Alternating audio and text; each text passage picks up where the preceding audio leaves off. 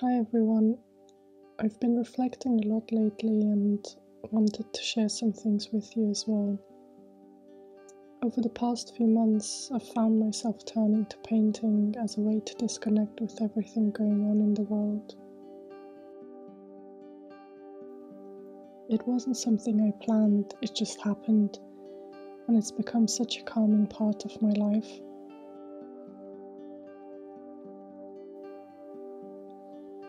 You know, sometimes the weight of the world can feel too much to carry.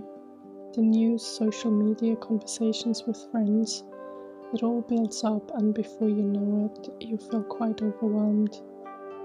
I've had those moments where everything just felt too loud, too chaotic, and it just got to a point where I knew I needed something to help me quiet the noise, even just for a little while.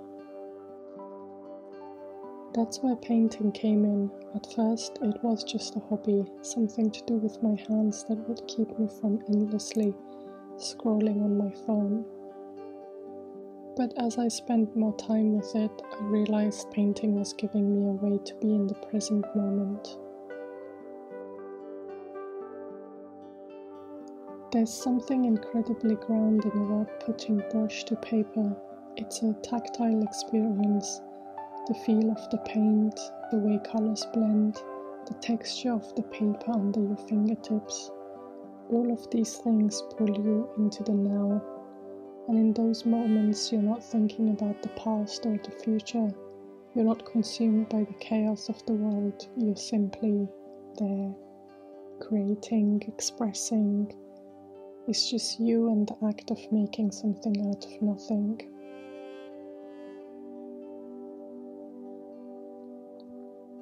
It's funny because we always hear about mindfulness, about living in the present, but it's not always easy to achieve that, is it?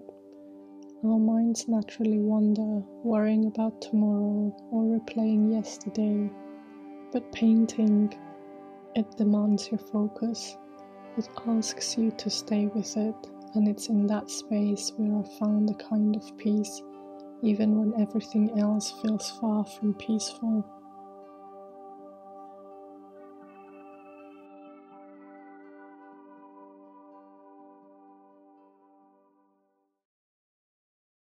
But of course, no matter how much peace we create for ourselves in these small moments, we can't fully escape the reality of what's happening around us.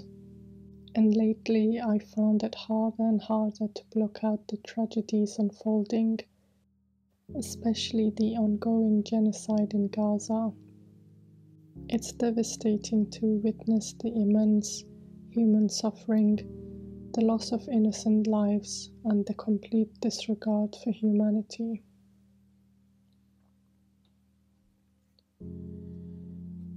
When you really stop to think about it, the scale of what's happening is incomprehensible.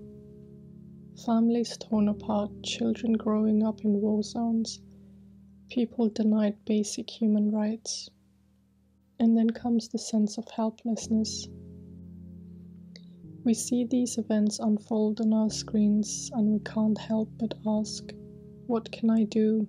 How can one person miles away possibly make a difference?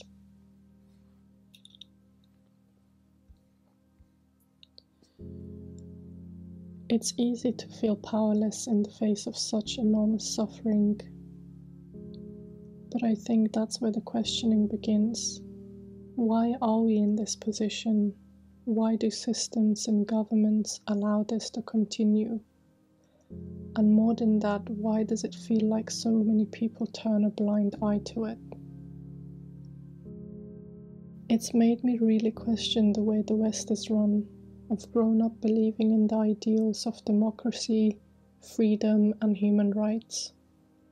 Yet when you look at how Western governments react to these atrocities, or more accurately, how they don't react, it forces you to confront some uncomfortable truths. Are these values just words, or do they actually mean something in practice?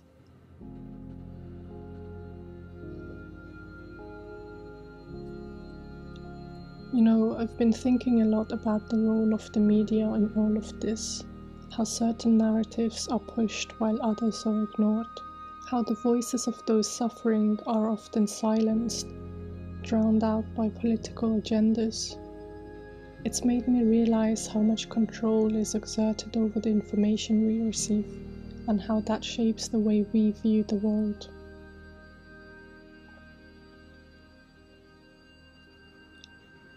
It's hard not to feel disillusioned. You start to see the cracks in the system, the way profit and power often come before people, and it's not just in Gaza either. We see this in so many conflicts around the world, in Yemen, in Sudan, in places that don't make the headlines anymore. It makes you wonder, are we really living in a world where every life is valued equally, or are we just telling ourselves that?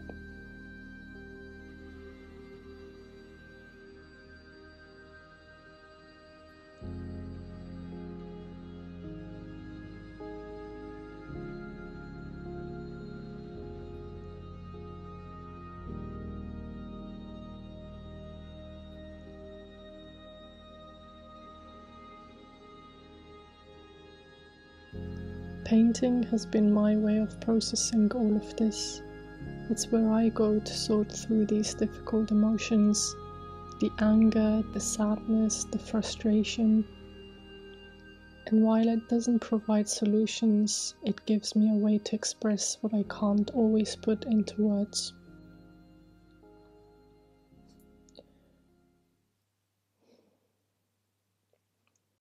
Art in its many forms has always been a tool for reflection.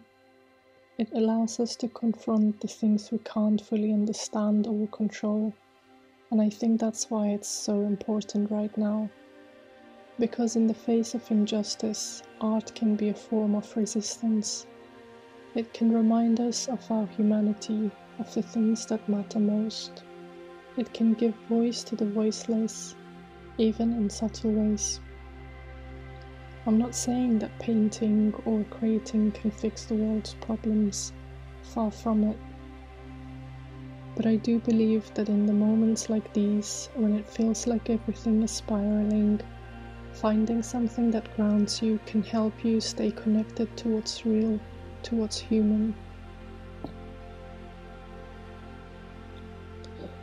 So I'm sharing this with you in the hope that maybe, just maybe, it will inspire you to find your own way of coping, your own way of reflecting on the world.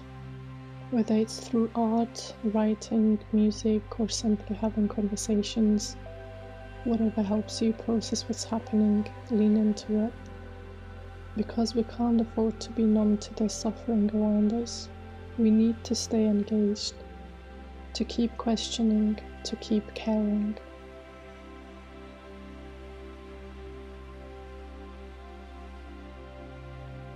These times are hard, but they're also an opportunity to rethink, to challenge the way things are and to imagine something better.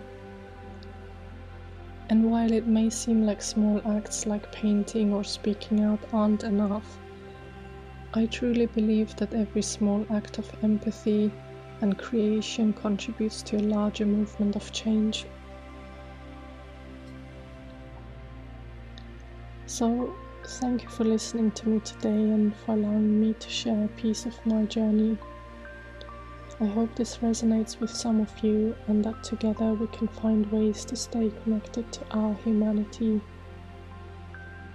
in a world that sometimes feels anything but humane. Take care of yourselves and take care of each other. I'll see you in the next one.